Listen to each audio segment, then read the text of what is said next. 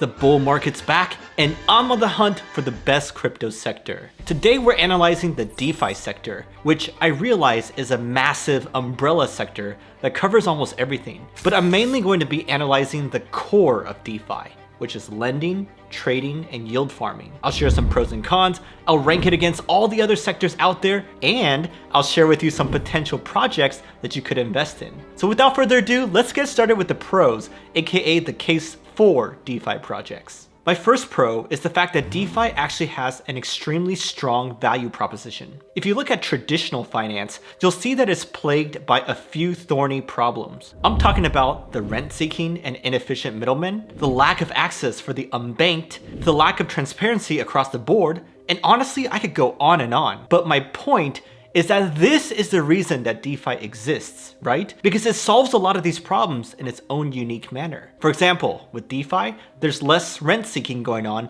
because things are automated by smart contracts. So there's less opportunity for middlemen to come in and charge fees. DeFi is also more accessible because you don't need a bank account to access it. All you need is a smartphone with an internet connection to get started. And then DeFi is also transparent because it's built on an open public ledger, so anyone can audit the system and see what's going on. So yeah, there are a lot more benefits I could list, but my point here is that this sector has a super strong reason for existence, whereas other sectors force crypto unnecessarily into some use case and hence struggle with product market fit. Anyways, my next pro is that DeFi's composability is its killer app and unlocks massive innovation for the sector. Some people refer to DeFi projects as money Legos because every project can easily connect with or interact with all the other projects out there. You can mix and match and stack them on top of each other to create brand new DeFi services, and many builders have done just that. Take Convex and Curve as an example. Convex is built on top of Curve and it helps people optimize their Curve staking rewards. Another great example is Quenta and Synthetics. I'll read you straight from their docs as I think that explains it best. Quote, Quenta is built on the Synthetics protocol, so the liquidity that traders can access on Quenta is entirely created by SNX stakers on Synthetics. You see, these are just two examples, but there are countless other projects that tap into one another, connect with each other, or build on top of each other, and that's the beauty of DeFi's interconnectedness. Also, you can't do this in the TradFi world, as not every company has an open API. Or maybe they do have an API, but they can decide to cut it off at any time. Twitter. Anyways, that's not a concern at all in the DeFi world because everything is permissionless. Like Convex didn't have to ask Curve if they could build on top of their protocol. They just went ahead and did it. And this is why I strongly believe that DeFi's composability will maximize innovation for the sector and ensure its continued success. Now, perhaps you think that DeFi as a sector is old and stale, but you'd be sorely mistaken because of my next pro, which is the fact that 3 new subsectors within DeFi are set to lift up the entire sector. I'm talking real-world assets, DEXs, and DeFi 3.0. Honestly, I could make a separate video for each of them, but in the interest of time, I'll just give you a glimpse into what they are, why they're huge, and I'll share some top projects within each one. So the first one is real-world assets, or RWAs. This subsector plans to tokenize a bunch of different assets from the traditional finance world and bring them over to DeFi. I'm talking commodities, precious metals, stocks, bonds, you name it. So this subsector really has a massive addressable market, and if we're able to bring in even a tiny fraction of it over to DeFi, then that would transform this sector forever. Anyways, if you're curious, some RWA projects to check out are Maple Finance, Centrifuge, and Goldfinch. Now, my second subsector is DEXs. And this isn't some new sector per se, but there are a lot of new things going on within it, such as derivatives, which I'm super bullish about. My thesis behind this subsector really boils down to 3 key points. First, they make a ton of money. Second, they're on the rise compared to SEXs. And third, these DEXs are all encompassing these days. Like you can do all sorts of DeFi stuff on them and not just trading. So yeah, this is another subsector that I'm super bullish about, and some example projects to check out are GMX, DYDX, Perpetual Protocol, Orca, and Jupiter. Now, my last subsector is DeFi 3.0. And while that sounds like a buzzword, DeFi 3.0 is essentially about things like smarter liquidity mining, innovative staking mechanisms, perpetual derivatives, NFT lending, and options. Basically all things that DeFi 1.0 and 2.0 lacked. But my excitement surrounding the subsector really stems from new innovations behind it, such as scaling, interoperability, and concentrated liquidity. So if you're interested in this subsector, then some projects to check out are Radiant, Thales, and Pendle. Overall, this was a longer point, but the takeaway here is that these three subsectors will outperform, and when they do so, they will lift DeFi as a whole. Now, my next pro I kinda already alluded to, but it's the fact that the struggling CeFi platforms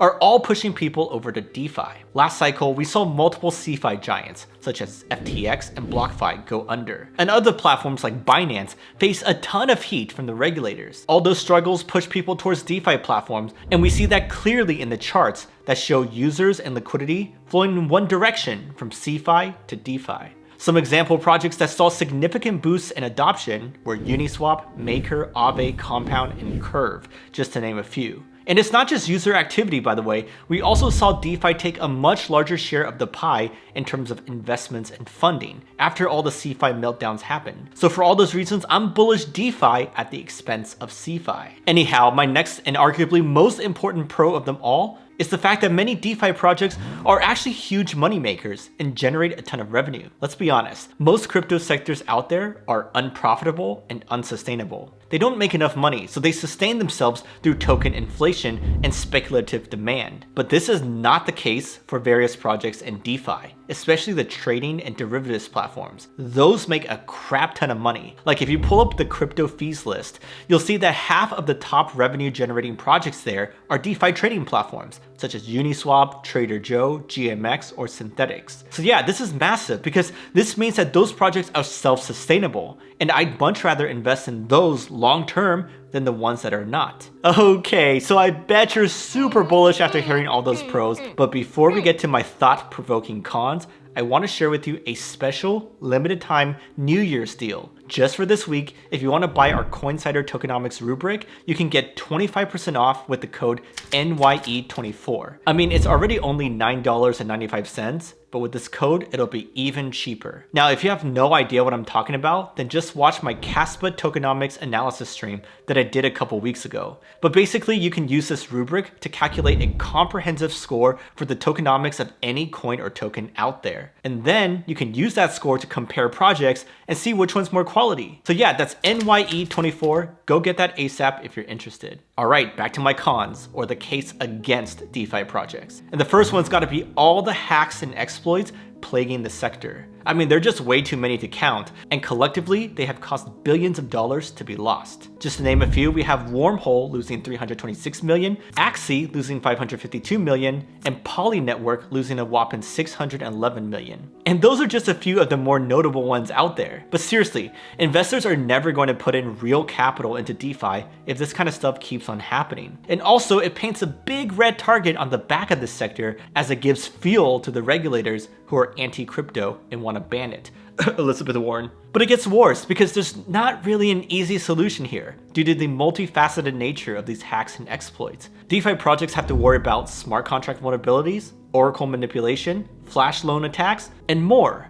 So even if projects spend millions of dollars getting audits and take their security super seriously, all it takes is one wrong line of code to give hackers an opening for attack. So yeah, I feel for the builders in this niche as they have a tall task in front of them. But they really have to solve these problems as it's what's keeping the institutions and mainstream public from getting involved. So I consider this an existential problem for the sector. Anyhow, beyond the hacks and exploits, a more fundamental issue plaguing DeFi is that a lot of the projects out there are just Ponzi's all the way down. The problem here is that a lot of DeFi projects are offering circular yield, like it's all backed by thin air and there's nothing independently valuable in the system. That's why some projects are able to offer sky-high staking or yield farming rewards like 100+ or 1,000+% per year. However, everyone gets those kinds of yield, so they have to rely on token inflation to give out those rewards. And that drives the price of the token down in the long run, unless more speculators come to prop it up. One great example of this is the infamous Terra Luna system. Their algorithm made it so that their UST stablecoin and their Luna token were dependent on each other in a circular manner. But when the speculative fervor ended, it put a huge strain on their protocol to hold up. and we all know how that ended, in a glorious collapse for the ages. Unfortunately, this type of Ponzi-nomics is a norm, not the exception for the sector. And if that's the case, then what hope does the sector have at succeeding? Now, to make matters worse, my next con is that DeFi projects also have to worry about regulators. In my pro section, I mentioned that regulation was pushing people from CeFi to DeFi, and that was a good thing. But to be honest, DeFi is far from clear of its own regulatory hurdles. It's not only the SEC going after these projects after all, the CFTC is coming for them too. They famously went after OkiDAO, and they also went after Mango Market and Poly Market. So it seems like they're targeting any project that offers derivatives products or futures trading. And my takeaway here is that just because these projects are permissionless DeFi doesn't mean that they don't have regulatory risk. As you can see, they have a ton of regulatory risk. The SEC, CFTC, state regulators, and foreign regulators are all looking to add oversight. And hence, this is a potential hurdle for the sector that few people have on their radars. Anyways, for my next con, I want to come at this from a different angle and argue that DeFi's time in the spotlight may be over. The heyday of DeFi was back in the summer of 2020 when the iconic DeFi summer happened, and many DeFi 1.0 projects absolutely rocketed. DeFi was the golden child of that era, and it was the first true narrative of that cycle. But since then, DeFi has severely underperformed. Like, just look at their charts versus ETH and you'll see what I mean. So the question becomes, can DeFi get another cycle of outperformance? Or do newer, hotter sectors suck up all the attention and liquidity, which by now you should know is ultimately what matters in crypto? Anyways, that's just some food for thought. Phew, that was a lot of pros and cons to digest, wasn't it? But now it's time for the fun part, the ranking of the sector against all others. So far we have this list. But I'm gonna shock you right now and put DeFi as #1 overall. Here's the thing, while I do think the cons are legit, I do think certain parts of DeFi will absolutely kill it during this cycle. And hence, I'm more thinking about them when I put DeFi so high. Next up, I'm gonna analyze layer 2s and then privacy coins, so subscribe if you wanna catch those. Otherwise, watch our real world assets video right here if you want.